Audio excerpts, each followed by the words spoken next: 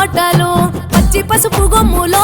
పసుపు తీసి రాసినట్టుగా పూచె తంగెడు కొమ్మలు వేల రంగుల పువ్వులో